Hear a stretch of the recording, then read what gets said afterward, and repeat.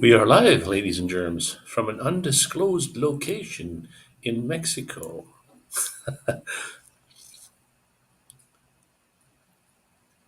We'll see how it goes.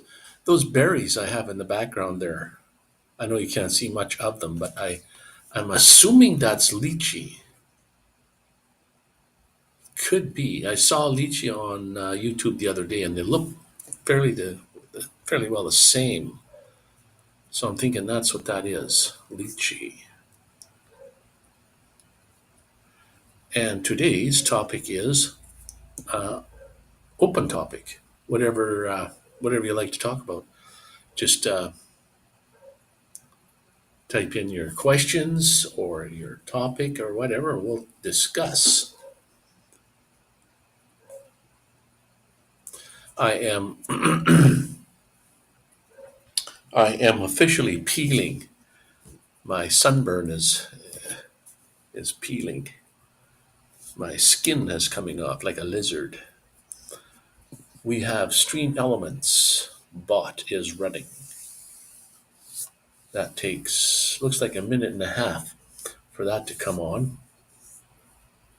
So within the first 2 minutes, Stream Elements bot comes on, which is fantastic. Let's make this full screen.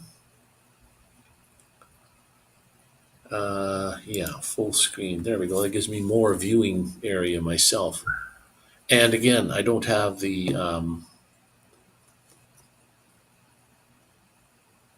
chat box on the side.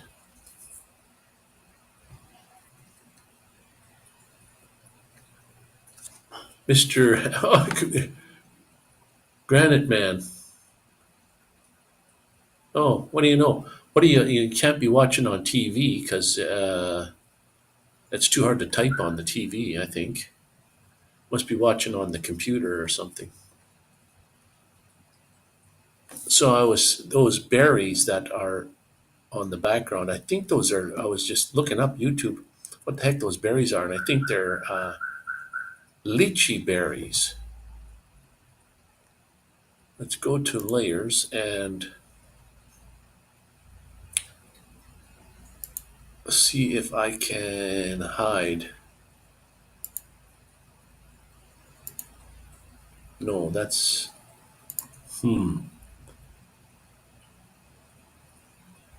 yeah. That should have been my.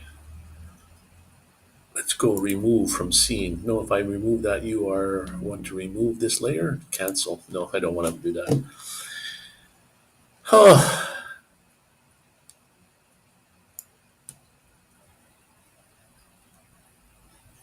I can put this up top here. Oh, I see what the problem is. There we go. Those berries, I think those are lychee berries, if I'm not mistaken. They sure look the same, but I don't know where I took those. Are there lychees in Canada? I don't know where I took that picture.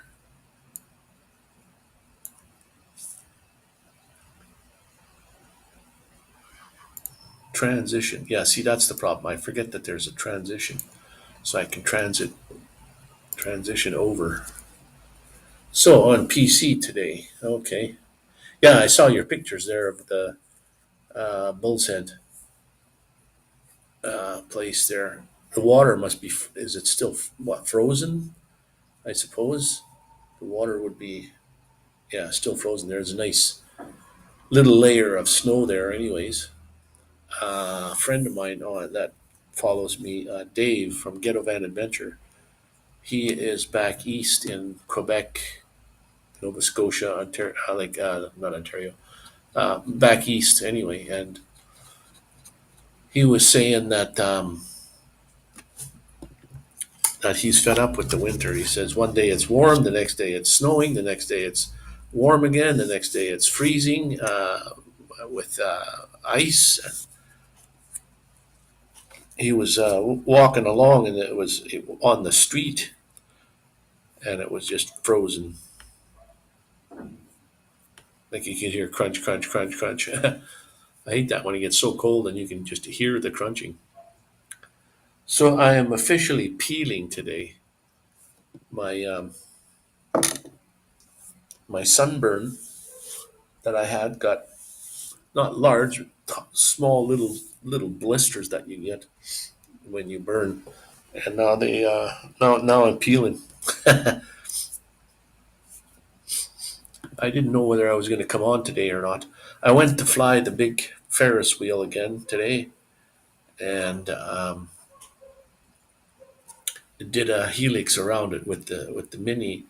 It's a built-in feature that you can. It's beautiful little how it how it helixes around there.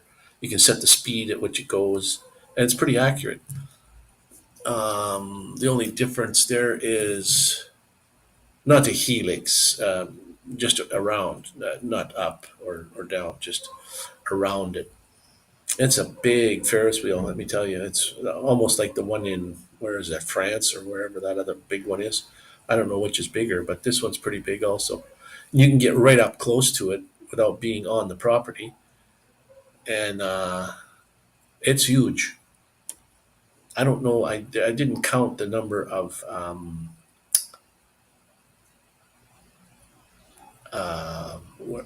those gondola type things. I never counted those. There's quite a few on there. There's one black one. The rest are white. It must be I don't know, a marker to tell how many times they've been around, or I don't know. I don't even know how much it costs. You can get a good view from up there though. And I think they go like um, 2 or 3 times around. So it's quite the ride. And it was hot today. Wow, was it hot today? Let me tell you. And I can get from home here, uh, quarter of a, 4 or 5 houses to the corner, and then I have to walk either 3 blocks either way, and then that's where the bus, you catch the bus, and then the bus goes all the way to there, to the La Isla, it's called. And that's La Isla 2, number 2. It's the newest La Isla. They got a casino there. So I met some couple, a black couple, a few weeks ago in La Isla 1 in a restaurant having a burgers. And he says, "Where is there a casino?" And I said, "I don't really know." At that time, I didn't know that it was right next door. But I said, "I don't know." I said, "There's one downtown, La Americas." Um, so I don't know if they went all the way there or not when they could have just walked to the casino at La Isla 2. So I did they have four cards, a deck of cards. They had 4 cards out on their big logo. It's out in the front parking lot with some dice and some poker chips as their logo there. So I went and videoed it and zoomed out so that when I put it in DaVinci Resolve, I can do that vertigo zooming, or the dolly shot. I was trying to do the dolly shot today with the Ferris wheel with the drone, and you can do that with the drone too. Also, you just get up close and zoom back. It's nice. It's even harder when I do it by hand with the camera because I have to walk, step back, and as you move, it bobs up and down. You want it to be nice and solid. That's why they call it the dolly shot. The camera's on a dolly, and it moves in or out. And the way DaVinci Resolve works, it's best if you, on location, you pull back so that in DaVinci Resolve you can zoom in, because then um, hard to explain that. The video itself is fits in the screen, and if you zoom in, well, at least the video is gets bigger than the screenshot. But if you go the other way and you zoom out, or no, you zoom in, then the whole screen zooms in, and the outline is there's nothing there. It's just black. So either that, or you got to start zoomed in quite a ways and then pull back, because you don't want to have blank areas on the around the edge. So I might have to do that. But anyways, whatever I video today won't be posted until a couple of weeks at least. So I'm always behind. Not behind, but I always I have a lot of footage so that I have to go through. So I kind of do them in the days that consecutive days. So that's the way it goes. And what's her name was on earlier? Tasha Teely. And I did pop over there for a little bit. I saw a couple of friends that were on there. Ronnie Braun was on there. Um, I don't know. I forget the name of the other people, but she's from the States somewhere.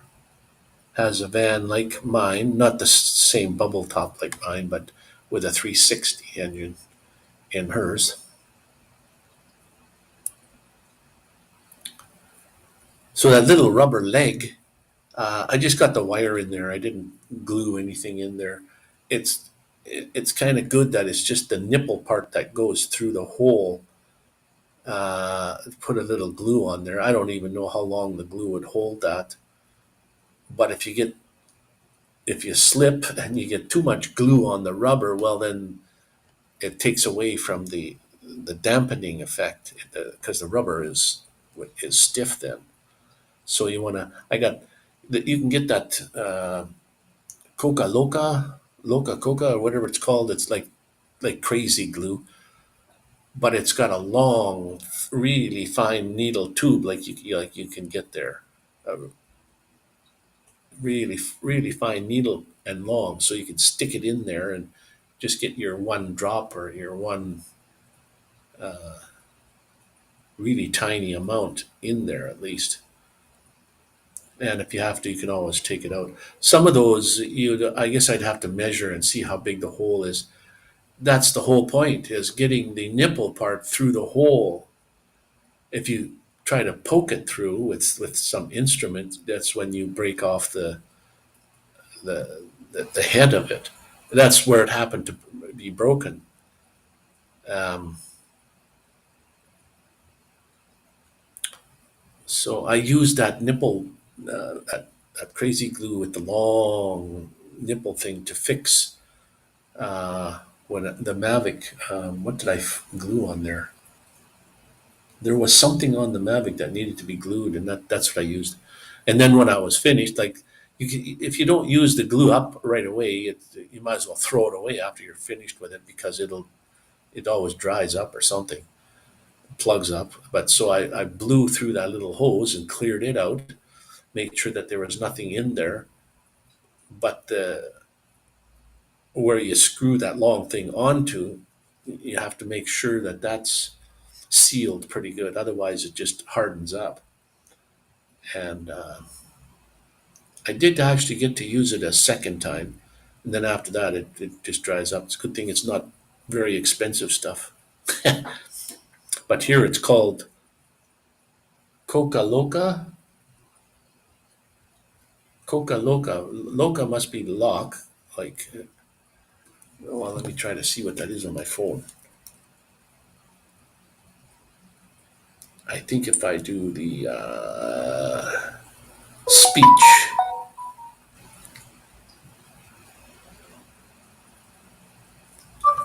Coca Loca.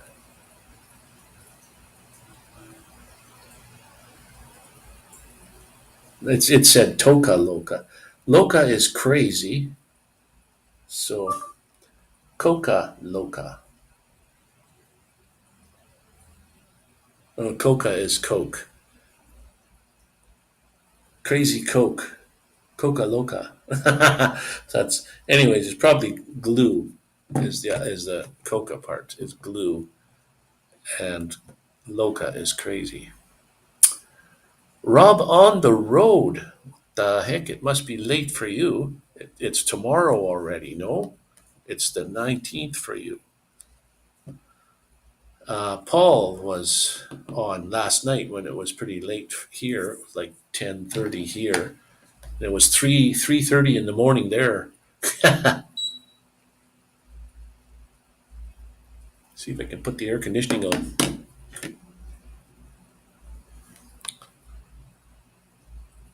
2:30. Oh wow, okay. Amazing. So you get to hear the ding. Okay, it was the Air 2.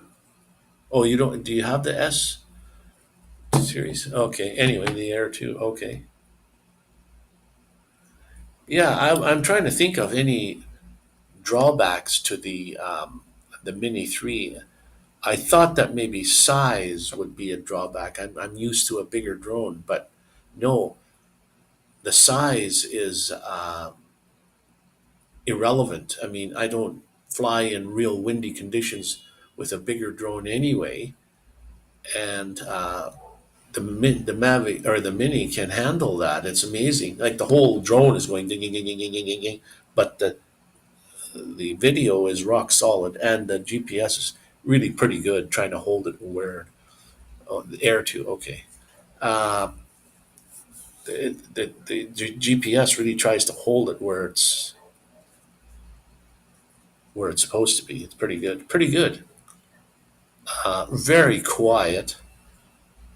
And I see that somebody has made a set of props for the Avada that is supposed to be much quieter. That drone is very, very loud when you fly it. So it's, when you're flying, like when I do fly, I fly it low compared to the Mini. I fly it like 4 to 5 feet above the ground, you know, dodging through things. And then when you see people, I just turn around and go the other way. I don't want to buzz by somebody. They can hear it already. I can even hear it when it's quite a ways away. So I don't like to go near people. That's why I fly in parks and things, and then make sure like nobody's around. Or if they do start walking through there, then I go the other way. Sometimes I'll take it up above the houses just to look around and see what you know to look at the area. But most, I don't think you can get away from wires everywhere. There's no. It's like illegal wiring or something. Like from the power poles to the houses, there's just wires everywhere. And when you guide your way up, and you got to watch when you come down. That's where the Mini 3 is really good. The camera can almost go straight up, which is very nice. So it can. I tried it yesterday, the day before, to point the camera up. So that would take some really interesting video when you fly below the tree level and then point the camera up and fly along. That would be interesting.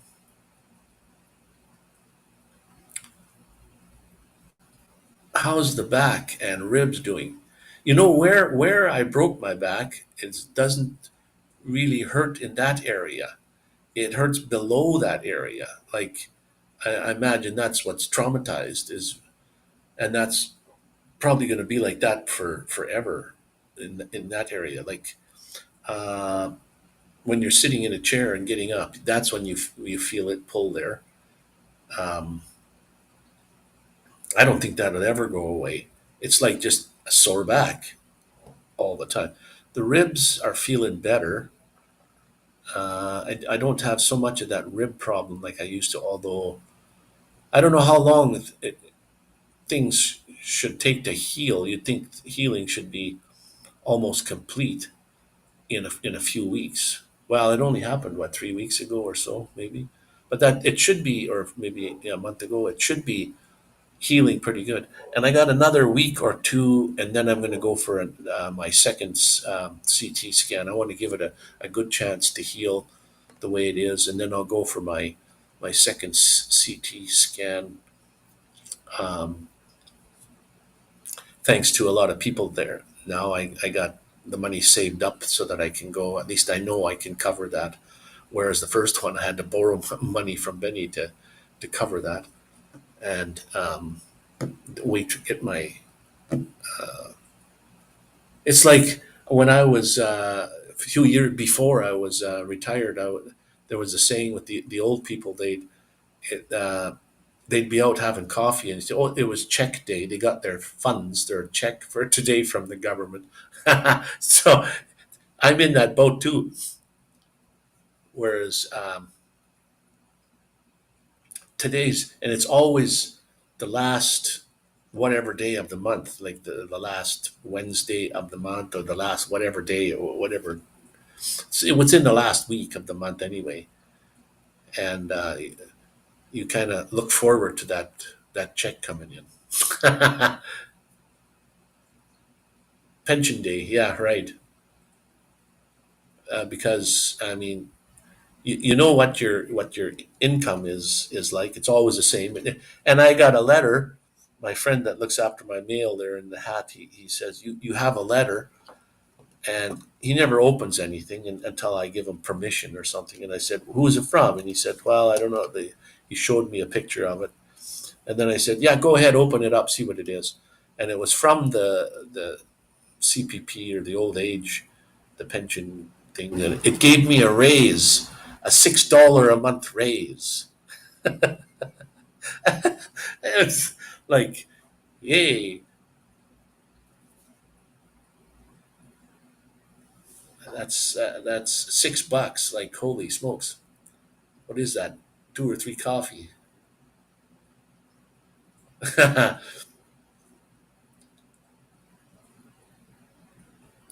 Pension days. You must be doing a lot of beer drinking there, Rob. All those pictures you're setting up there. I think it's on Facebook. I don't usually go on Facebook, but my phone has a few on there, and when it says Rob, then I go looking, and it's beer drinking time. So,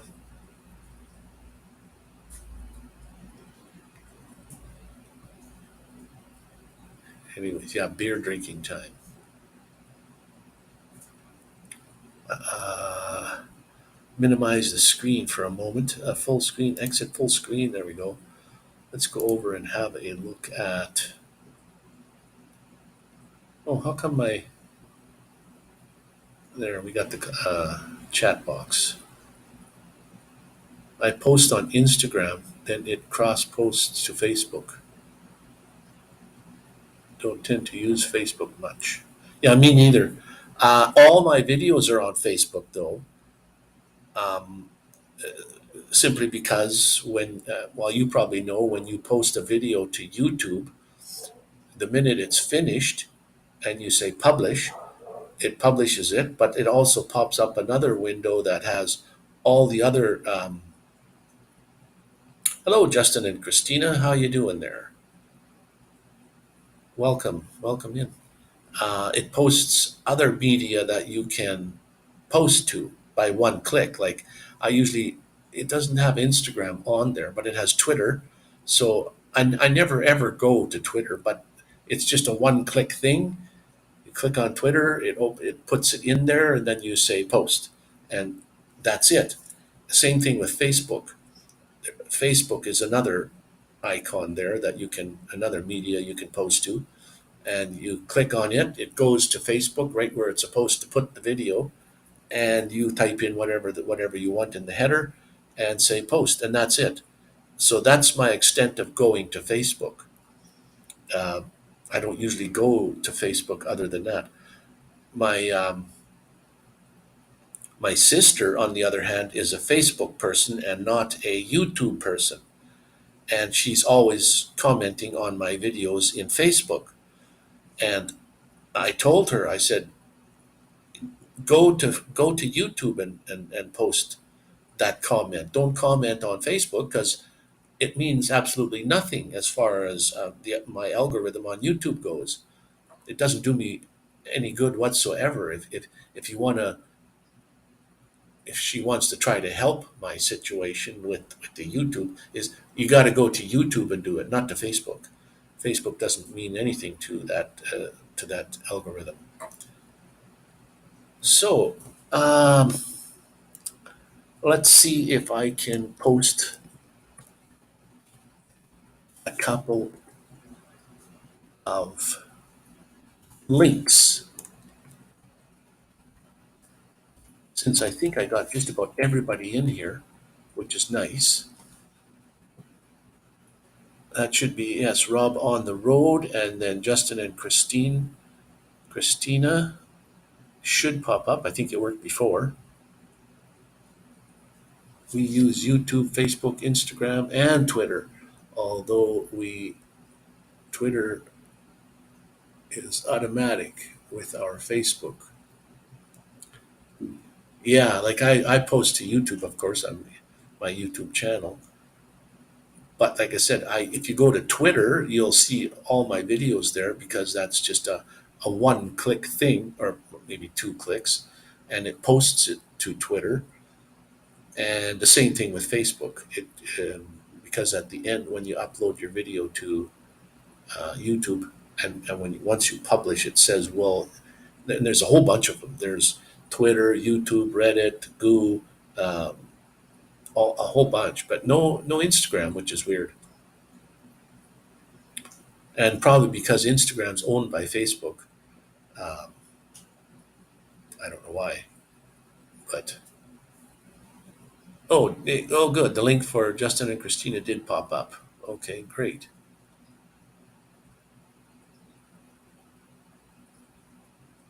And I can live stream to Facebook also, but it there again it does well. Yeah, I think people on Facebook can comment,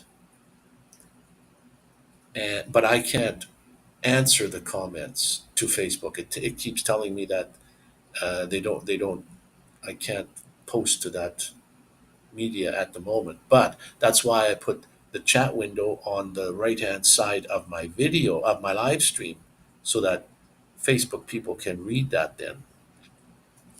I don't have it today because it's just a quick pop up. But on Sunday, when I do my Sunday go to meeting live stream, then I'll have that on there.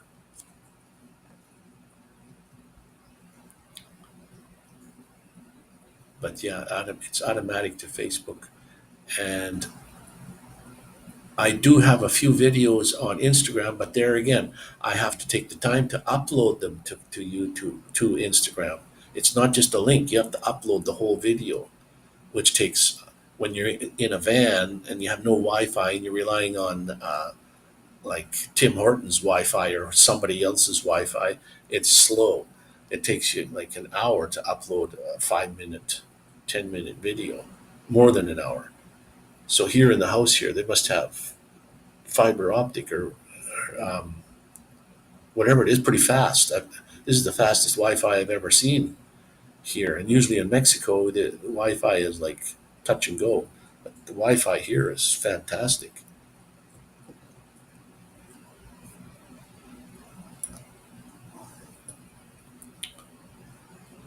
And I've almost popped up every day here for the last 4 days, I think. Nothing else to do instead of sitting around and do nothing. So you post just so here again. Somebody was commenting. You post just to YouTube only. So there you go again. As a viewer, you can see on the right hand side of the screen, you see all the comments there. And StreamYard and all of those, along with this one, you can click on this thing here and then it would post. So you're highlighting a comment from what's on the right hand side. And some people would say, well, why would you do that? because you can read it on the side there anyway. Well, or why would I put the chat window, the whole chat window, on the right hand side of the screen?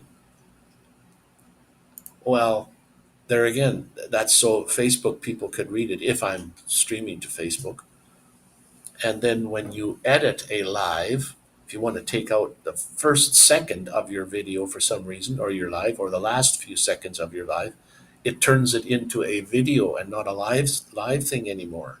So all your chat on the side, it's gone. People can't read it because it's just a video. It's not a chat window on the side anymore. That's why I put the chat window myself in the video so that if I happen to edit it, at least the chat's still there.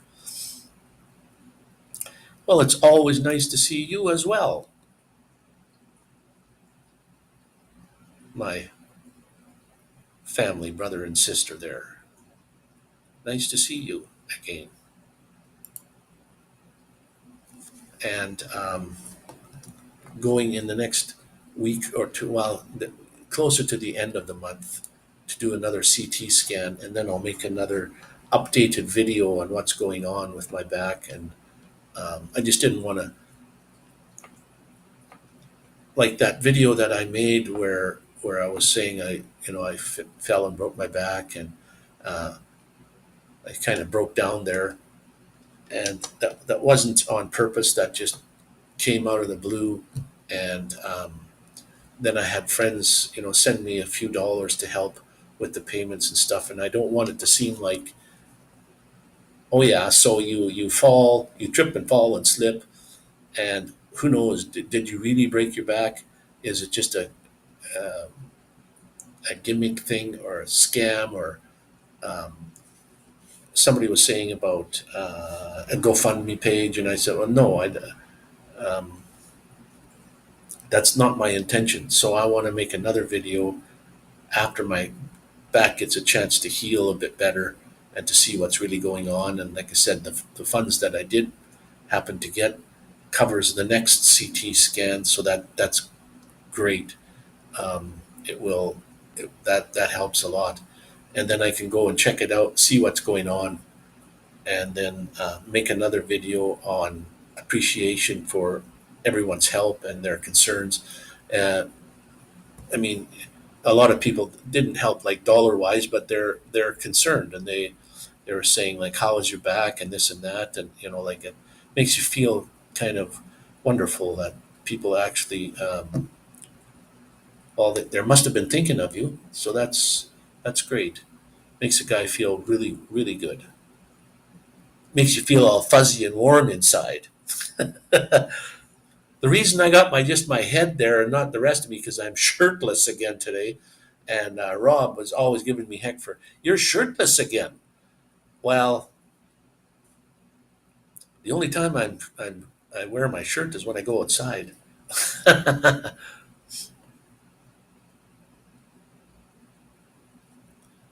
Yeah, back to van life again, Rob. Back to van life.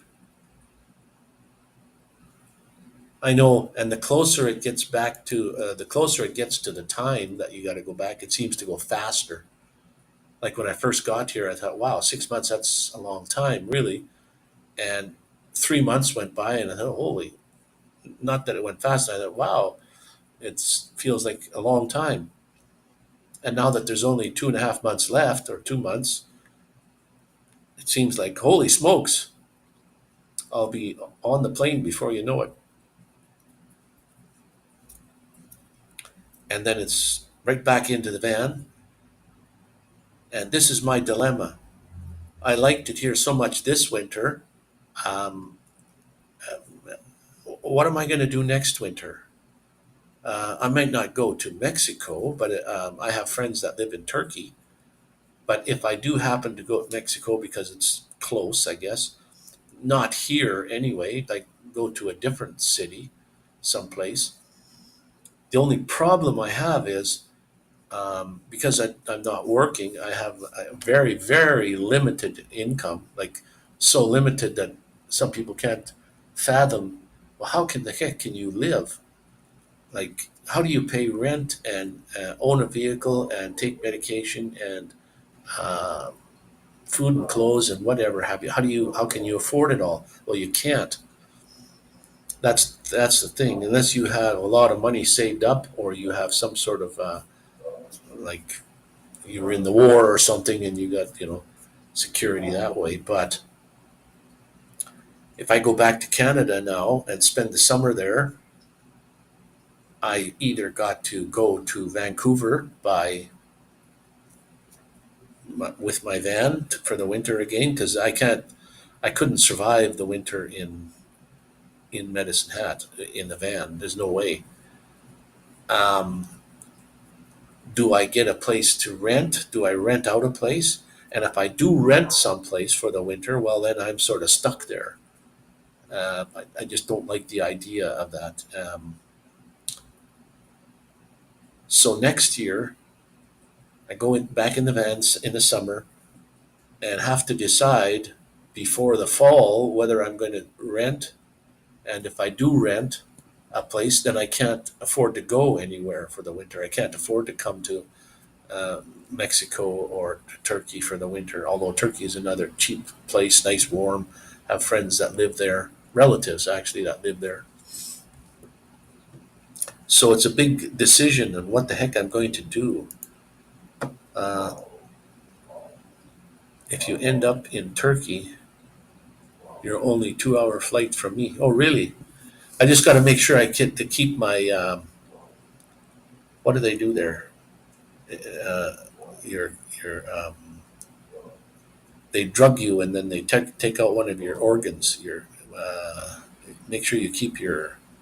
I forget what it is. That's big money.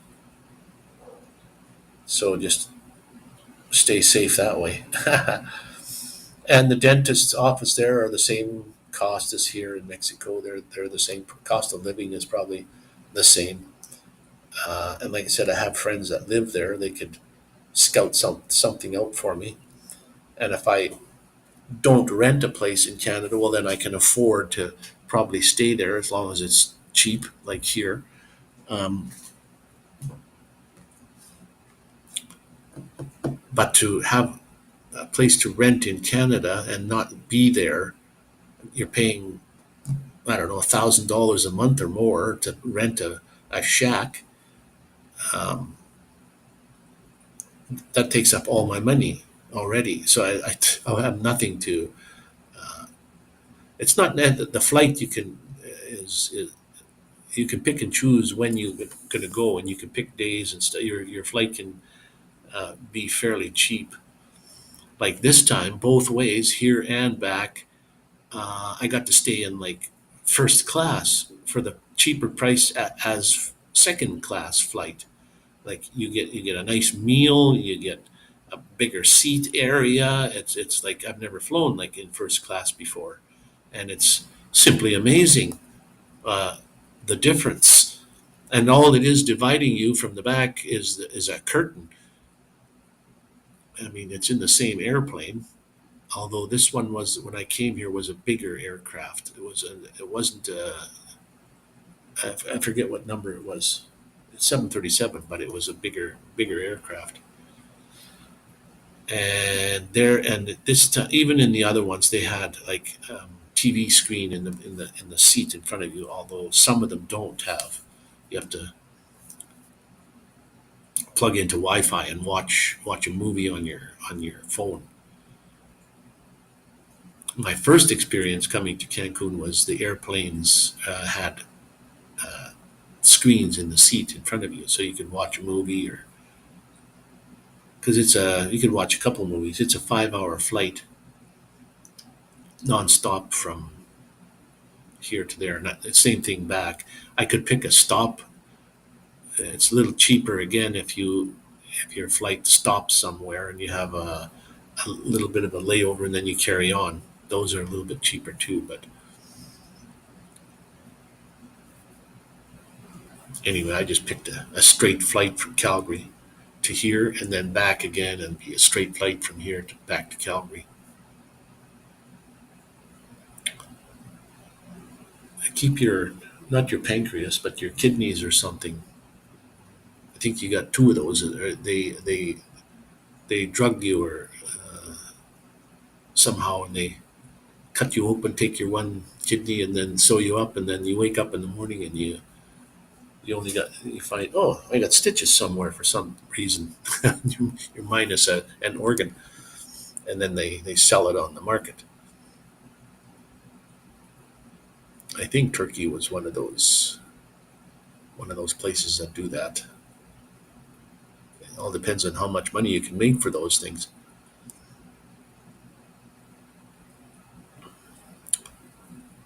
Let's see. What the heck is on your mind today? 2:30 in the morning where you are there, Rob. That's and you don't have to work tomorrow, I suppose, or you're not working. Are you working right now? Then maybe that's why. I had Paul was on. He's from the UK. He was on last night, and it was 3:30 or 4 o'clock in the morning there. I said, "What the heck are you doing? How come you're not sleeping?" Wakey RC, his name is Paul. Oh, you're at work. Must be a lull in nothing at night, nothing to do. Especially at that time, everybody hopefully sleeping.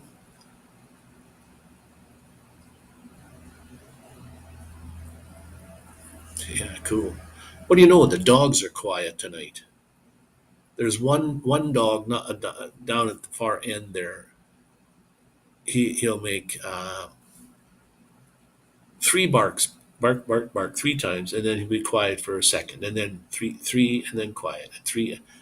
And last night it was from about 10 o'clock till 1 o'clock in the morning, continuous. Like what the heck is he barking at? Is the problem? It's like he had nothing to bark at. And the owner, well, maybe the owner was gone. I don't know, but none of the owners here tell their dogs to like be quiet. There's something wrong when a dog barks like that. When somebody in the daytime, when somebody walks down the street, they don't walk on the sidewalk. They walk down the street, and if you walk down this street here, it'll start at that end, and as they're walking, one dog will bark, and then they'll set off the other one, and then before you know it, by the time it gets in front of my place here, they're walking.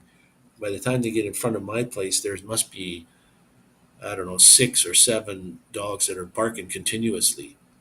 Like somebody walked by and they all got a bark. And as they're going down the street, then the barking, it sets them off. Like, and I don't know, the tails are wagging, so I don't know if they would bite you if you stuck your fingers through there. All the houses have front gates, like big steel gates on the front. I mean, you could stick your hand through there, but I don't know why you would. Most of them are pit bulls, deterrent type dogs. They're not. They're not. I don't think the dogs here are pets. They're uh, they're there for a deterrent or something. I would think. A couple of small dogs here, like Chihuahua type dogs, small little terrier type dogs. Other than that, they're all big. And the guy not next door, but next to the next door, he's got two big pit bulls, and their tails are wagging when you walk by, but that doesn't mean anything, I don't think. And then way farther down at the very far end, that guy has a couple of dogs, pretty big dogs. They're not, I don't think they're pit bulls, but at least I think they're friendly because sometimes when he comes out onto the street and does some work out there, his dogs are walking freely around there, and they don't come over to you when you walk by. So if they were vicious, they'd come over and try to bite you. But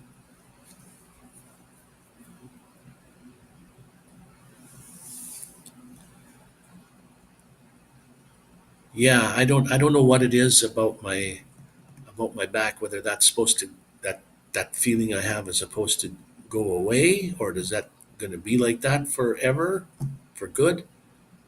Um, I don't know if you've never had a sore back or a bad back or a pain in your back, and it just it's like, yeah. When I stretch, I can feel it. That's for sure. Or when you're moving, when you're sitting down and you want to get up, that's when it's tough.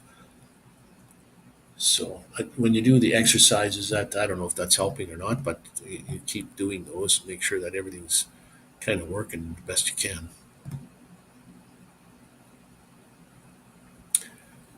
That sign, did I spell that correctly? The thumbs up. Looks like I misspelt that,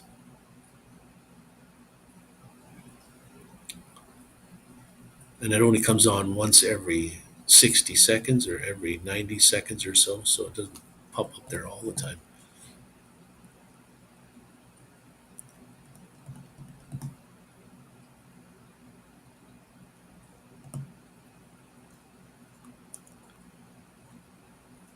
And usually, I think it was on my last live, Ronnie would say he came in just as I was leaving. I guess I'd just already left, and he came in and he said, "Sorry, I missed your live there." But I see him on a lot of lives, so I thought, well, wow. I mean, there's no sense saying you're sorry you didn't make it. I mean, life goes on. You can't go and visit everybody, so don't bother saying you're sorry you didn't make it. You didn't make it because you were busy doing something else. There's no, like, that's it, it is what it is. That's the way it goes. And I can't make it to everyone either. Have once you're subscribed to more than 10 people, it's hard. Thumbs up, it's free. Oh no, yeah, okay, it's all correct spelling.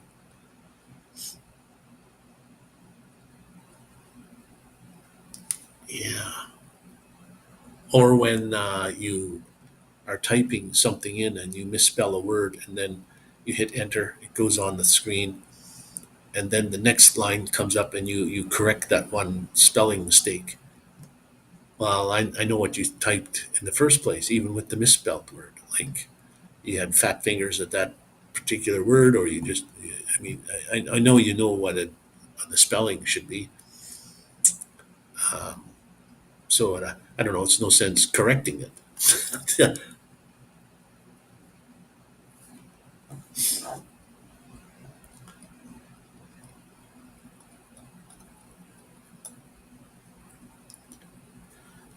Yeah. And the nice thing about the medical system here in Mexico is, you see, if this is what I was thinking. If I was in Canada and I fell and broke my back like that, I might be able to get in to see my doctor right away. But to get in to get a CT scan or an MRI scan, I'd have to wait a long time, sometimes months, before you can get in. Here, you don't even make an appointment. You just go to the clinic or the hospital, wherever they have these machines, and they put you in. And it was amazing. I was at the hospital for a total of 2.5 hours. But in that 2.5 hours, I had to wait for the results of the scan. And they just said, you can go have a coffee or something. So I went and had breakfast. So the actual time that I spent in the doctor's office and the deceased CT scan, and they even give me a CD with a video of my back and a program that I can zoom in and out and turn the bones all around and have a look at everything. And they give you all that. And it was just like less than an hour and a half or 2 hours that I was actually at the hospital. Amazing.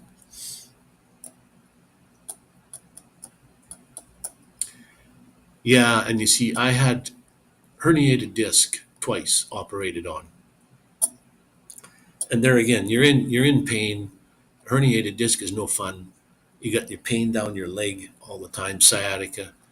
and they give you pills, whatever, to ease the pain, and you have to wait for months to get in to have a CT scan or an MRI scan, and then once they determine what that is, it's not, you don't get your answer instantaneously either. It's when your doctor calls you and says, "Okay, this is what's happening. I'll put a requisition in for you to get it operated on or whatever." Like say I wanted to pick an operation. Well, then it's going to be a year to more than a year in order for you to get fixed. It's like incredible. And the medical system in Mexico is, in my opinion, better than in Canada. It's like, holy smokes, like incredible amount of waste. No wonder it's, eh, eh, although in Canada though things are free, that would have cost me absolutely nothing as far as seeing the doctor and going in and get the scan. But I'd probably still be waiting to get a scan, and by that time it's healed itself.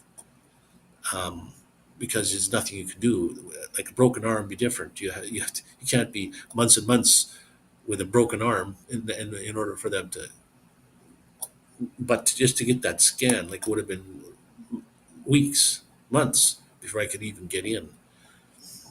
And the back is not like you can pop the bones back in place and now they're going to heal. It's just you got to just let nature take its course, and the bones will heal themselves. I don't know if they like. This is what I don't know. So the tip of that bone that I have, it's called the spinous something. I forget that second word now. It broke completely off. It just didn't crack. It broke off, and it's separated by some distance, whether it be 1 millimeter or less than, or more than a millimeter, or however big. Because on the CT scan, I can't. Well, there's measurements on there. If I could zoom in farther and measure, you can actually measure the distance. But how far away does that piece have to be before it it can't, like that? How far away does it like heal them both back together? Is there a certain distance um, apart from each other where it won't find the other piece and go back together anymore? It's just that's it might the bone might just grow to a certain point again and heal itself, but if it's too far away, does it is it two bones then? That's I'm not a doctor and I haven't studied that, so I wouldn't know. But that's would be an interesting thing. Like when you break your arm, you can't just leave it like that; it won't heal. You got to sort of put the bones back together, sort of thing, and then put the cast on so that it can't move in that area, and then they fuse back together.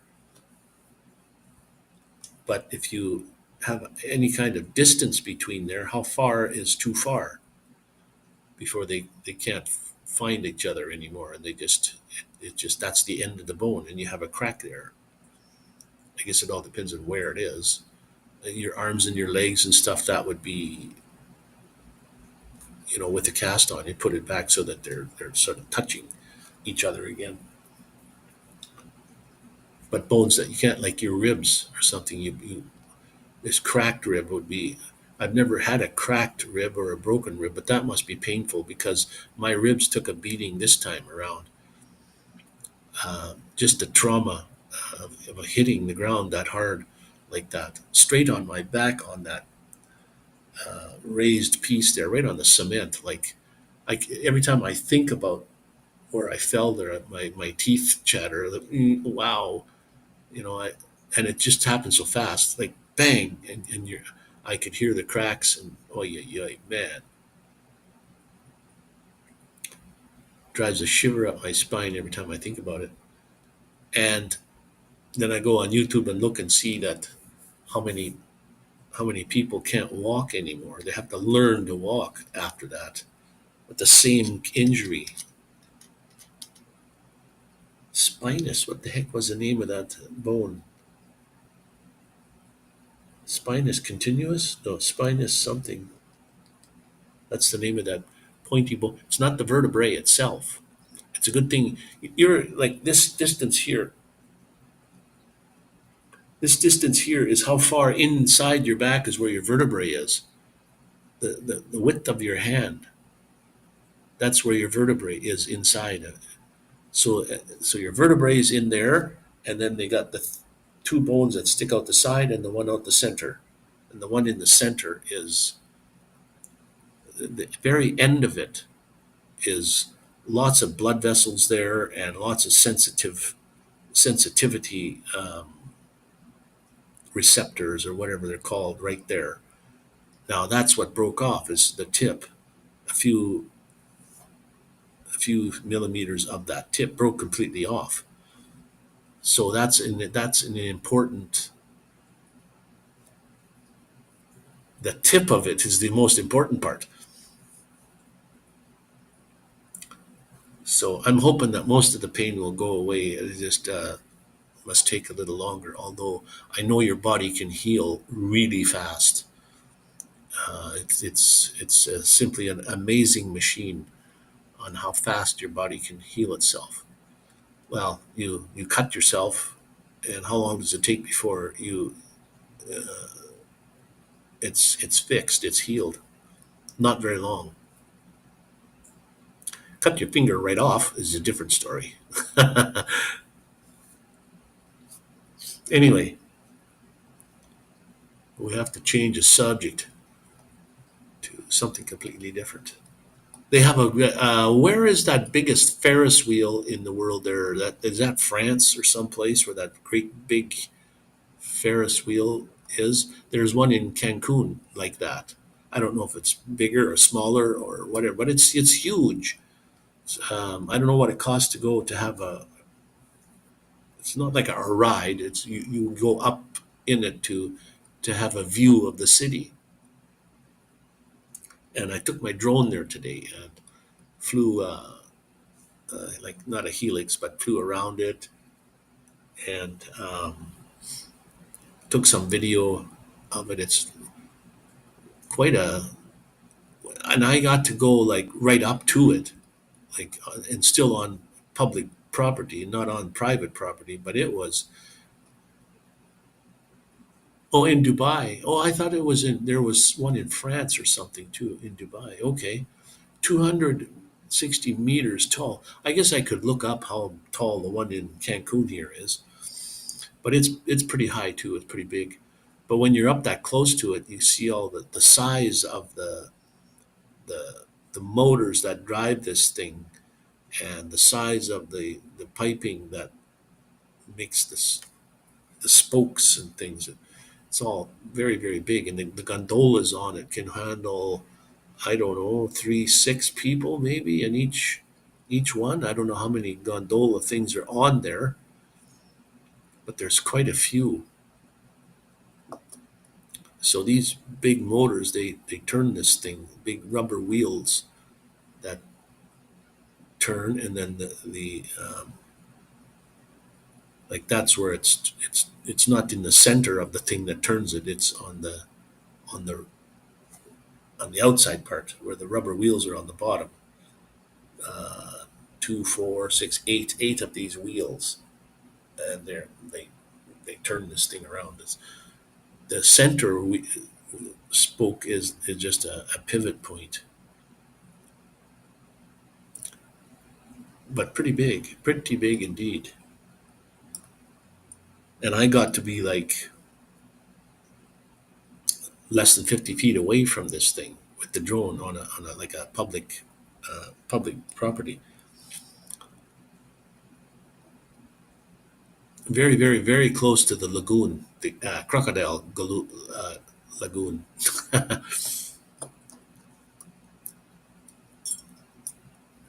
where it's all all fenced off. I imagine the crocs try to come up there as far as they can, and the what's his name? Santos, my my dentist driver. He was telling me when he was a boy, that lagoon was pristine condition. The water was blue, turquoise color, just like it is in the ocean there, and the water was really clear, crystal clear, and there was lots of fish and stuff in there. And then he said he doesn't know where the crocs are. Not they're not crocodiles. Or yes, they're crocodiles, not alligators. The crocodiles, it's salty water because it's a lagoon. It's there's open inlets to this thing. Um, where they come from or whatever, but now they're infested. There's hundreds in there, and in some parts of that lagoon, it smells like rotting vegetation or whatever. It's not very doesn't smell too good when you in the certain area there, and the water is not clear anymore. There's probably no fish in there. Um, you don't dare go swimming in there, although there's boats and stuff that go on there. But a lot of the people must feed these crocodiles because when I first got here, the first day, the second day I was here, is when I had that short that I put out about poking one in the nose. I poked him with a long stick. That's how close I got to this thing, and they can jump out of the water like quite far. I mean, I knew that though, but the one that I saw had a hump on his back, like swallowed someone's head or something, is what it looked like.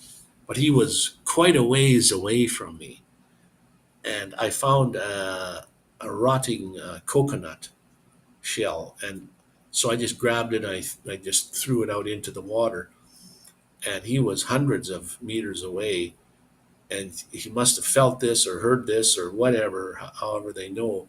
But he started to come over to where that noise was, and then so I threw another coconut, and he came over right to that. The coconut floated. He came right over to it. Hello, Diane. Welcome in. Thanks for popping in. They can climb chain link fence yet too. Holy smokes! And I was on a wharf. Let's see if I have Diane programmed in here. And I got found a long stick. I threw something. He came up to me. He was about 10 feet long. There's Diane's link. Check her channel out. Um, he was about 10 feet long or more, but he had this weird bump in the middle of his back, inside of him, like it just puffed out. And then he started to swim away under the wharf. So I threw a. There was happened to be a red cup, plastic cup there, and I threw that in. Now he came back over there, and that's where he was. I had a stick that was 6 foot stick, 6 foot long stick. You can see it on the lie on my short videos if you look for it. Um, he came up and he was just sitting there, so I poked him in the nose with this stick, and he tried to bite it. And then I poked him again, and then he swam off. But uh, he was close. I was sitting up on a dock, not on the bank, but on a dock. So, but I know he could have just jumped up there in a matter of a flash. I know that they can. I've seen them on YouTube where they come out with just their tail is in the water a little bit, and that high to get. They're teasing him with chicken or whatever on a string, and they would come that high, like their whole body out of the water. So, I mean, I knew that though when I was poking him, but people don't go swimming there. But they must feed them because when they throw whatever food or whatever it is into the lagoon, they'll come over and eat that or entice them just to take pictures or whatever of them. And even a lot of the locals, they know that there's gators in there. There's signs all over when you're walking around this thing and it's fenced off in certain areas there. You can't go in there.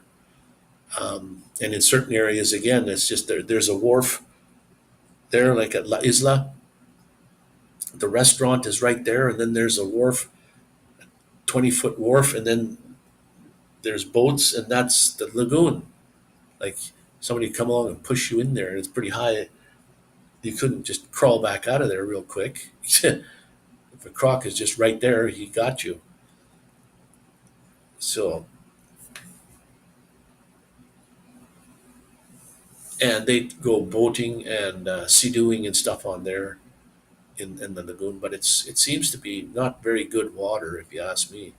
There might be areas that are better than others to be in. Although on the one side, on the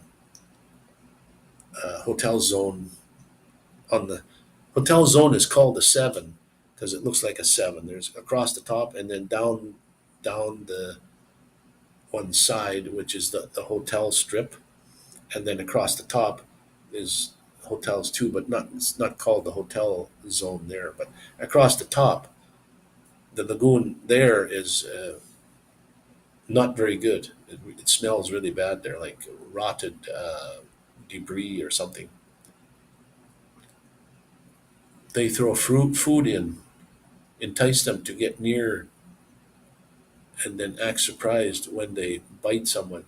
Yeah, and I don't know how, but not last year, but I think 2 years ago, some Mexican was he got chewed, he got killed by a croc.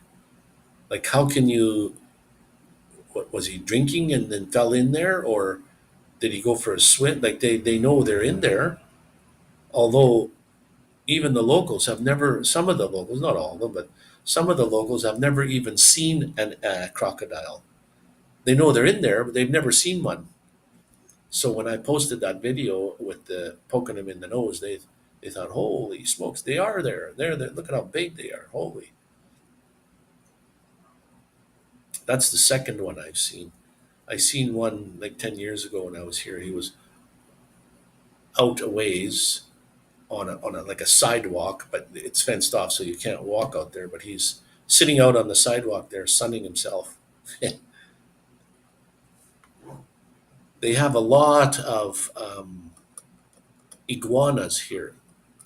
You know, the biggest iguana I've seen was about 3 feet long, maybe 2.5 feet long, big. Most of them, other than that, were about a foot long. But they're very shy. They'll run away on you when you walk by. They're pretty fast, believe it or not. So if you surprise them, they're out there sunning themselves. Like in the park, when I go in the park to fly my drone, sometimes you'll see one running. They'll run into their hole.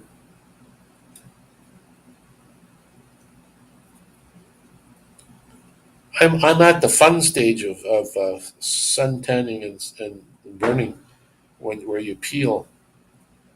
That's the fun part when you get to peel your skin off and it doesn't hurt.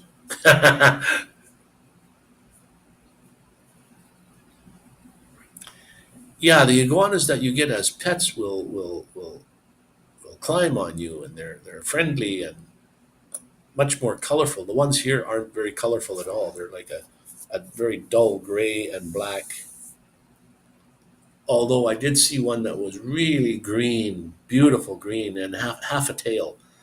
But I think when they get really green like that, they're in breeding season. I did take a picture of them. I got a picture of them somewhere. Yeah, and you go to Canada and you'll pay hundreds of dollars to buy one as a pet, and here they're all over, running around. They're wild. So every time I see one, there goes $100 or more. There goes a couple $100. I don't know if you could. You'd have to get one that's a baby and keep it as a pet, and it would be friendly. But I don't think you could catch a big wild one and keep it as I think they're illegal to catch anyway. Those are illegal to I think to catch and keep. And coconuts on trees is there one their official plant or something here that you can't climb a coconut tree and get the coconut off of it. Oh, it was a wild one. So did you get to pet it? Like, would it was in a cage all the time, or like you see a lot of them on YouTube that they're all over the person. This one guy was doing his dishes in the sink, and this iguana grabbed on. He was walking on the floor, and he grabbed on his leg, and he crawled all the way up and sat on his shoulder.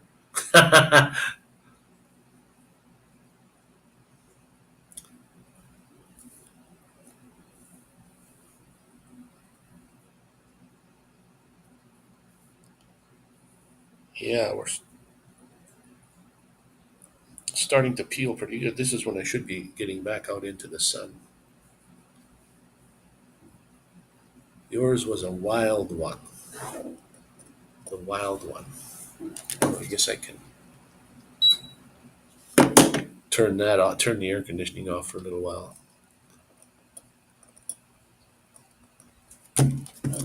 What is it's 10:30, but what is the temperature right now?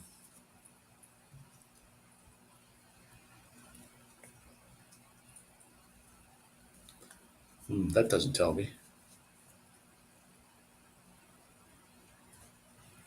Cancun weather. It's 25 degrees and partly cloudy in Cancun. 25 degrees and partly cloudy in Cancun.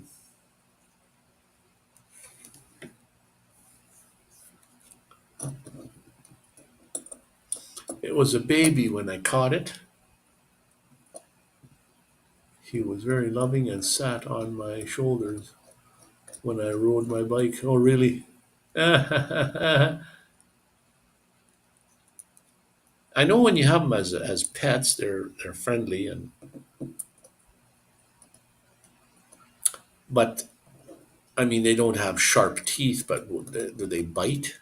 I suppose a wild one, a big wild one, if you tried to catch it, would try to bite you. I mean, it's a wild animal, but I don't know. It's four there. Oh, wow. Well, at least it's above the. Well, it all depends. Four.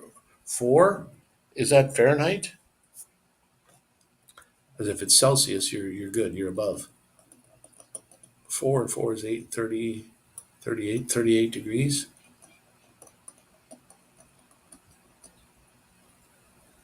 Celsius.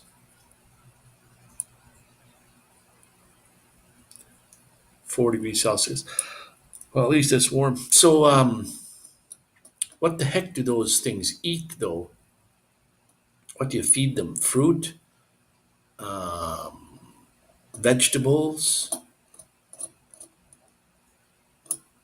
probably like a fruit and vegetable animal. I don't know what the wild ones here would eat. They live in burrows, holes, like in the rocks and stuff, and you can see them. They bob their head. I don't know what that significance of bobbing the head is. Is that a stay away from me, or is that a mating call, or whatever? When they even the tiny little geckos do that. A gecko is like I don't know the biggest one I've seen, maybe 4 inches big.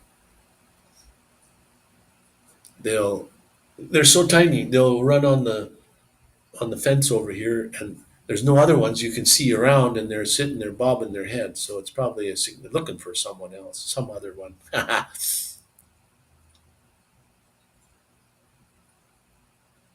You let them forage.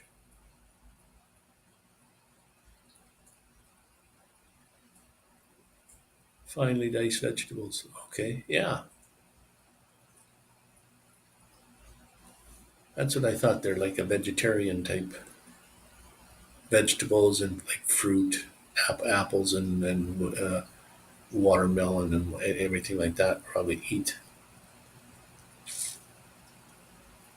And usually the ones I've seen in Medicine Hat there anyway, they're pretty colorful and they were pretty big. They didn't really kind of. I don't know if these wild ones. They didn't. I don't know if they're exactly the same kind of species or whatever, but they don't look the same. I mean, I guess if you're a wild one, you gotta. It's like a difference between a cow and a deer. A cow is a domesticated animal. That it's slow. It doesn't just whereas a deer is alert at all times, and they're thinner and same kind of animal really, but like a four-legged.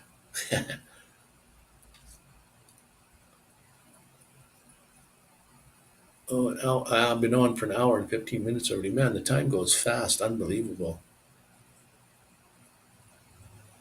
And you guys must get notified or something when someone's live. You have your notifications set on. I have all my notifications turned off because my even my computer was or my phone was always ding ding ding ding all the time. So when you get to have a whole bunch of people that you follow, then and they're putting up videos or putting up this or doing lives, and you're getting notified, and it just got to be annoying. So I uh, yeah, do for me only. Yeah, that's for sure. That's what I've been doing. And I think yesterday I live streamed last night, and I don't know how there was a point where there might have been two people watching, and at the very beginning there was nobody, and I was just doing all the talking myself. But that's just the way it is, though.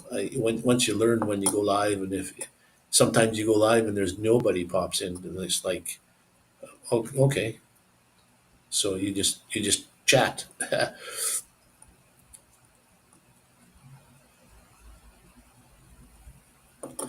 Yeah, and if you put YouTube notifications on, and then all those other ones like the other media, you turn them all on. Man, oh man, like just for an example, my sister and her Facebook, her phone is continuously dinging, and then she lives with her phone on her hip, which means she's always looking at it, always. And yet, so in order to contact her, you go on Facebook. So when I go on Facebook and I ask a question, I know she's reading it, but she doesn't answer because her phone is part of her extension. It's like glued to her hands, and yet when I call her, there is no answer for a long time. So I'm thinking, hmm. And usually my phone is not connected to me in any way, shape, or form. But when it does ding for something, I have Instagram, I think, turned on. When it does ding for something, I usually answer like right away, and I'm pretty good that way. I don't just leave it sit unless I'm not near the phone or didn't hear the ding or I got the volume down or whatever. That's the only way. Otherwise, I'm answering it like right away. So what did I say the time was here? The time is now 10:35. So where you are there, Arlen, it must be 8:35. I think you're like a couple hours. It's still early yet, and you probably can be noticing the days are getting longer already. That's nice. That starts happening. Yours are silenced or put on vibration at least or something. So when it's sitting on a table or something, you can hear it go. It makes a vibration, or the light flashes in a certain color or whatever. However you got it set up.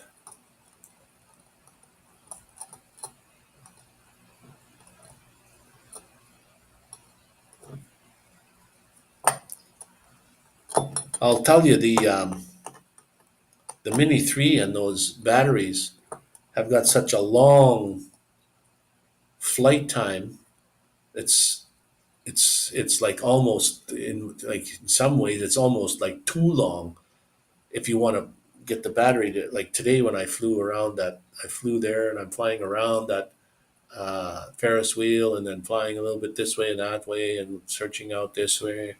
And I come back and I still got, like, there's four lights to begin with. And when I was finished, I still had three lights. So it's like it had three quarters full yet. So now I come home here and let me just see what it is. How many lights are on there right now? Yeah, still three lights. Oh, if I couldn't see that, still three lights still. And I flew that whole mission today. Like, I know they only get you like, and I think that's the extended battery, 30 minutes or whatever, whatever it is almost like too long a period of time to fly one mission. You gotta either come in, land, figure out where you're gonna go somewhere else, and then fly again. But to take it out and to take three batteries with you and fly one time, this was all would use up all the batteries is like and a full afternoon.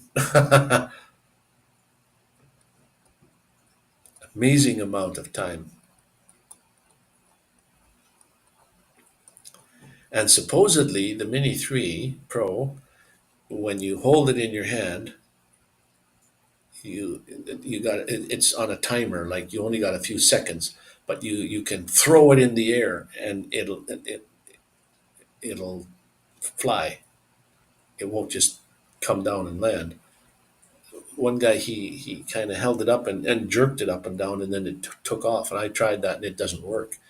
So I don't know what I'm doing wrong, but I'm gonna have to look that up. Not that I want to do that, but usually I'll take off from my hand. I'll hold it in my hand and let it lift off from there.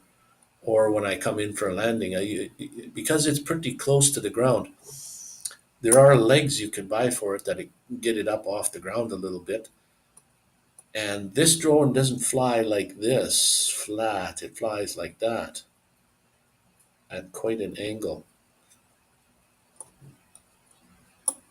It's quite tipped. And I'm very surprised with the camera. The quality of the camera is just like incredible, beautiful video, unbelievable. And then I use it only has normal video or Cinelike. It doesn't have D-Log or anything. I like D-Log better, but Cinelike is, yeah, okay. It's okay. It's kind of washed out so that you can do everything in post and color edit it or whatever you got to do to it. Um, I guess you would have to. You see, there is no camera built in the world that can take a photograph of what your eye can see. You always have to do something to it to make it look the way you saw it. So even all my still shots that I have with my 35 millimeter type camera there, I run all the photographs through post color correction things, because even sunsets and everything is not what your eye sees. Your camera can only take a certain range.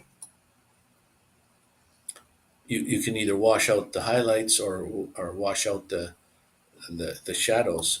It, it, it pretty hard to, well, not hard, it's impossible to take a picture with a camera and have it exactly what you see. So you're going to have to always uh, edit it if you want it to make it look better.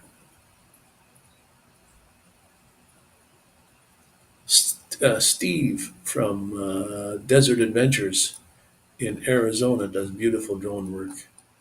I don't know that, I don't know who that one is. I don't think, maybe not. There's so many drone people out there that uh, I could. There's thousands and thousands of uh, drone people, and if you want to take your time just to do drone videos and make it look cinematic and make it do this, well, that takes a lot of work. I can do that too, but I just choose not to. I just choose to take my drone out, fly around, and to show people what I've seen that day. I'm not trying to make any kind of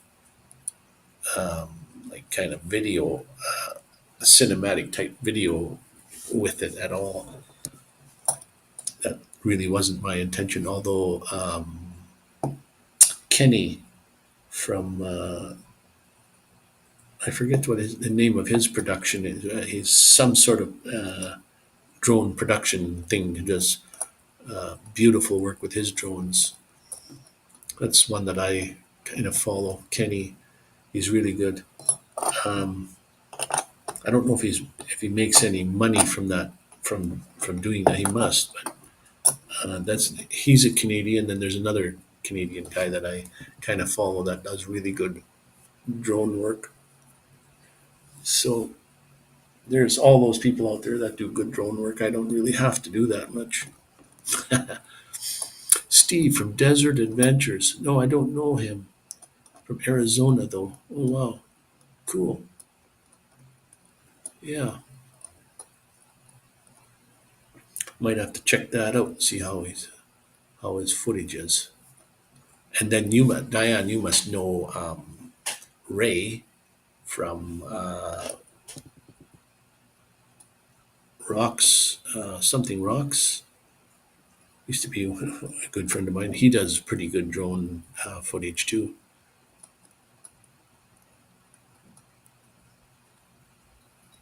Doesn't do a lot of drinks.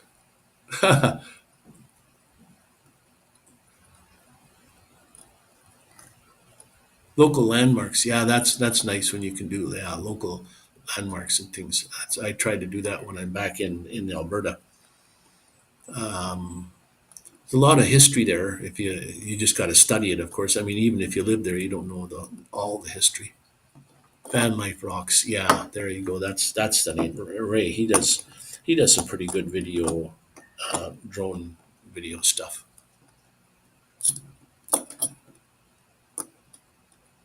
Ray from Van Life Rocks, and Marshall from Mellow Nomadic Adventure, and myself, and who else was there? I think that was the three of us. We all joined in and had lives like one after the other, and then Gina was usually at the end, or she was the beginning, and then we'd all go one after the other again. So I met Ray and Marshall and Gina all at the same time there, and then the three of us first started one after the other, and then it just got to be, well, somebody else wanted to join in, and then it just got to be, oh, what the heck, some kind of bird. Then it just got to be too many when there's six of us that all wanted to go 1 hour after the other. Now that's 6 hours of sitting on lives, and it just got to be too much for me anyway.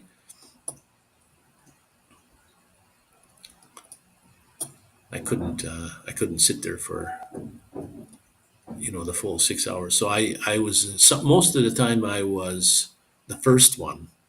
So my live was first, and then we'd have Mel and we'd switch off, me and him, Mel Adventure, and then Ray, and then we'd go over to Gina. Sometimes Paula would join in, and who there was a few other ones there too that we would join in, and like oh, I forget the term now when you go from one to the next to the next.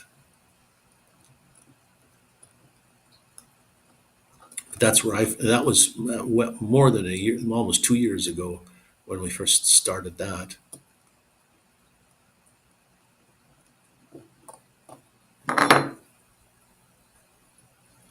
And I was in Vancouver when that got started.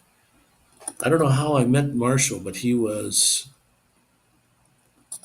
had less subscribers than I had, and we kind of collaborated and went together and did this. And now he's way ahead of me. It's like amazing. He did really well. And there again, my whole decision was not to become a YouTube kind of guru guy with and make try to make some money on YouTube. That wasn't my intention. My whole intention was to have a place to store my videos. My hard drive was full all the time.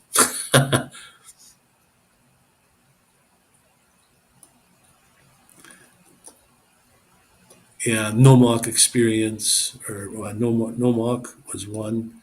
Uh,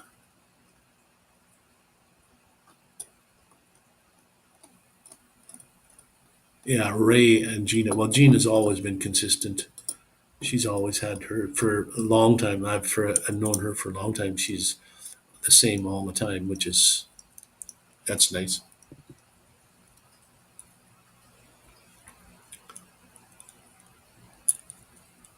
Oh, you did meet them, eh, in Quartzsite. Oh, cool. Yeah, I've never been there. And oh boy, I don't remember her name. Miss uh, Drama Queen there. Um, I forget what her name was now, but that affected my channel. Also affected Ray's channel and affected quite a few people's channels. Anyway, that's off topic.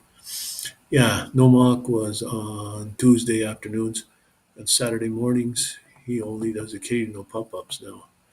Yeah, he used to pop up all the time in his van with his dogs, and I joined his Discord thing. Although I'm not a there again, I'm not a Discord person, so I don't even know how to run Discord at all. Yeah, you got it, Diane. That's the one. Um, that was starting to hurt my thing, so I got out of that as fast as I could. Um, on Discord, yeah. And so I don't usually I don't know even know how to use Discord, so I get flustered when I go there. A lot of people were trying to teach me how to use Discord, and I said, well, I don't really want to learn Discord. You know, it's, I got enough with YouTube, letting alone doing other things. With there's so many different medias out there that and then you have people that want to do them all. Like if you can't control one, why would you bother going to all these other ones? There's about 12 or 20 of these other medias. I think it's best if you just stuck to one and try to control it. Yeah, Paula. I went to remember Karen. She changed her name now. Karen from Saskatchewan. There also friends with Paula. I went there one time to meet up with them, and they were either busy or gone. Or Karen was painting her house at the time. She says, "I'm tied up, not to bother," so I didn't. We didn't do anything there. But I actually went there because that's close to me,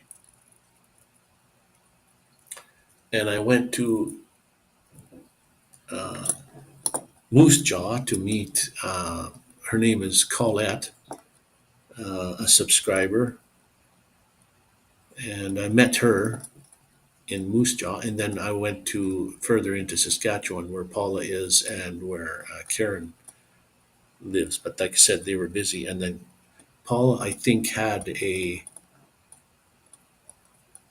meetup somewhere there. I kind of missed that one, but in Canada we don't have meetups like they do in the U.S.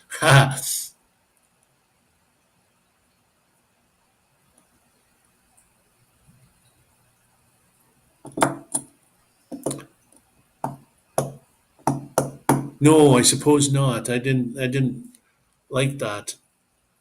I don't really want to like say anything about that person, but like I said, it affected my channel, and threats and things, and what have you. And then how do I get away from this? How did I get into this in the first place? And so it took a while to get. away from that and get out of that. And thank you, Lord.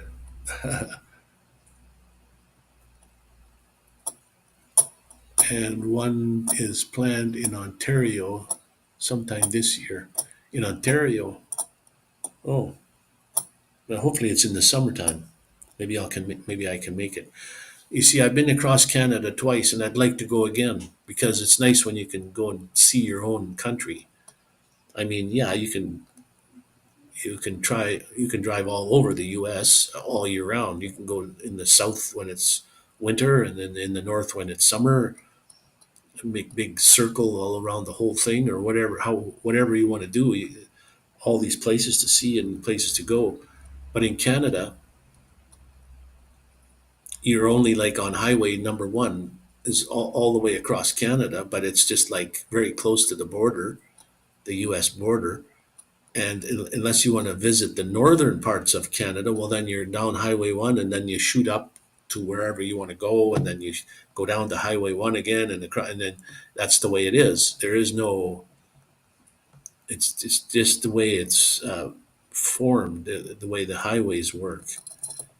You go to Saskatoon or something, well, you have to come off Highway 1, you go up to Saskatoon is a big place. We used to have meetings there, not van meetings, but geocaching group meetings there. Big groups of people for like hundreds of people for geocaching. And I was a pretty heavy geocacher at one time.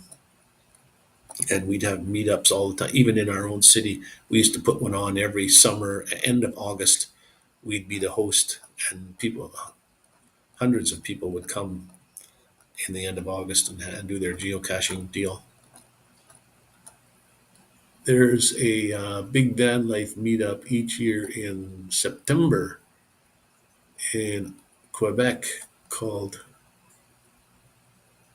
EI Campo, EIEIO, which is when we met Chrome from Van City Van Life for the first time in 2019. Oh yeah, cool. I've in Vancouver. I've waken up lots of times, and Crow would be right in front of me or behind me, parked there for the night.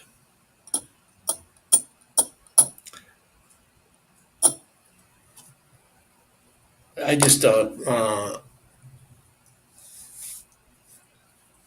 I don't really follow Chrome at all. I'm not even subscribed to him. He doesn't need my help.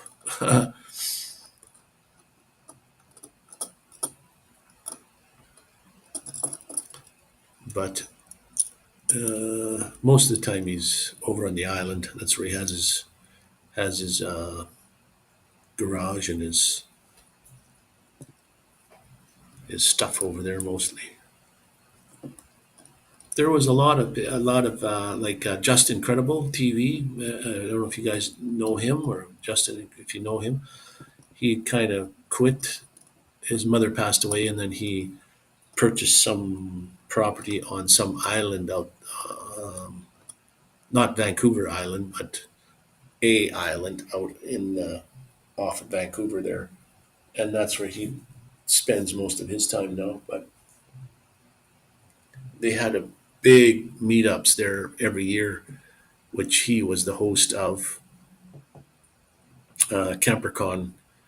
I think it was 2018 when I was at the CamperCon my first time. And that's when I flew my drone into the flying sideways, taking video of all the vans there that were parked there, and I flew right into a tree. I was watching the video instead of watching where my drone was because it has no sideways sensors, and I flew right really up high in this evergreen tree. And you go there, it is way up there. The lights are flashing, but it's way up there. And this one German fellow, he was a that's what one of his jobs that he'd done in his past life was arborist, so tree climbing and stuff. So he had his gear with him. He climbed up this tree and got my drone back down. And when it's a drone, you want to pay pay something for somebody going like climbing up a tree like that to get that. And I said, well, I'll get you a case of beer or something. And he said, no, no, no, don't worry about it. So, but he climbed up that tree. The rope gear was kind of useless because the rope gear was made for like trees with no branches, where you just like a power pole. So he was climbing up there without his ropes on.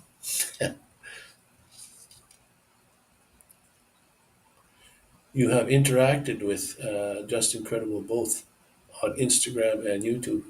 The very first year I went to Vancouver, I'm sitting there and I'm wondering, gee, they have all these and I made it there just in time, a month before the meetup, CamperCon,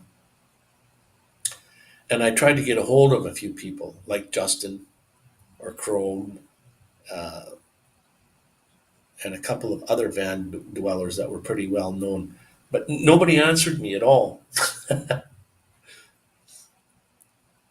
Nobody answered me at all. So I just showed up at CamperCon and made sure that I was front and center all the time. I was right in the action all the time. And then the second year of CamperCon was a little bit different.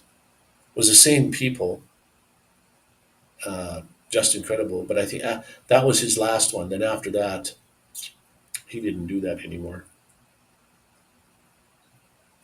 Yeah, and if, I have a video, and Justin put out a video of "Keep on Rocking" in the Free World at the end when it's time to go home, and everybody, we all sit in a kind of a semicircle and do that saying. We'd always say, "Okay, what is the deal?" It's you know, keep on rocking in the free world, and I was right in the front. I had to make sure I was right up front there, so you could see me. I didn't want to be in the back. So, and then one time, why they had fireworks, I can't remember what the occasion was. Downtown Vancouver had fireworks on the wharf there. That's where they'd set off the fireworks. And if you go across to the other side, you're now in North Vancouver. Well, I was over in North Vancouver so I could get a good view of the fireworks and staying there for the night. And Just Incredible at that time had the big purple van, purple colored van. And he had a setup where he could sit on the roof. So I'm there watching the fireworks, and then I turn around to go back, and I see this purple van there, and there he is sitting on the roof in a chair watching the fireworks. And I said, "Hey, how you doing?" And then we had a little bit of a talk, and he was showing me his van. Looked really comfortable in there, the way he had it set up. At that time, he had a Dickinson wood burning stove, and some something to he had rails on the outside of his van that would catch the water, the rain, and the rain would come in tubes and come down and fill up a reservoir of water on the inside, so he would never have to get water, not to drink, but to uh, I guess for showering maybe, doing the dishes or whatever have you. But I remember him doing that project. Yeah. Wow, that bird sounds really close, just outside the door. Keep on rocking in the free world. And now he's living on an island somewhere. He likes to ski, I think. I haven't watched any of his stuff lately. A lot of people didn't like him at all. They thought he was too controversial with guns or with politics of some sort. But when you did watch him with the guns and stuff, yeah, he was gun rights and stuff. Whereas all the people that didn't like guns would be against him, of course. But sort of like it's like anything, a knife or a gun itself can't kill anybody. It has to be the person that does it.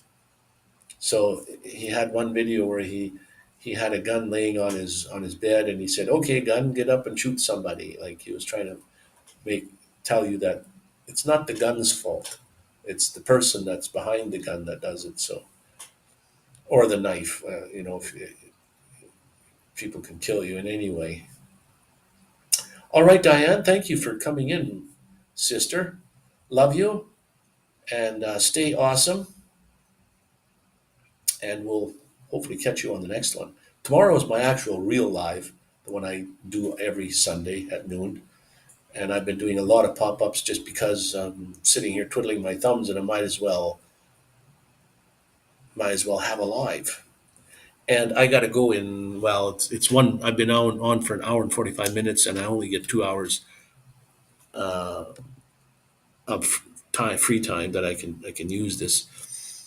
So and then I get like 30 hours a week, which is a lot of.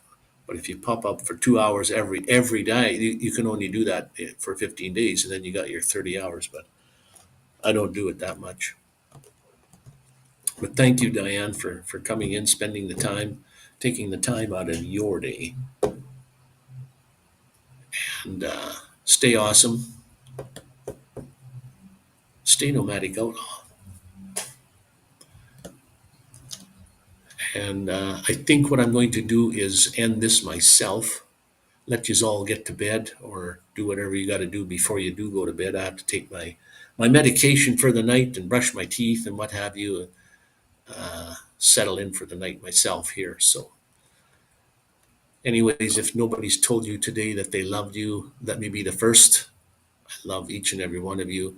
And thank you all for coming in, like I said, and spending the time out of your day. And stay awesome, be cool, stay kind, and stay nomadic outlaws. And if you're not a nomadic outlaw, you know how to become one. Subscribe to Nomadic Man. All right. Cheers, Ireland. You were probably doing some drone work there at the same time, listening in the background. Lurker. All right. Thanks, buddy. And we'll catch you guys next time on Sunday, let's hope. Catch you then. Okay. Bye bye.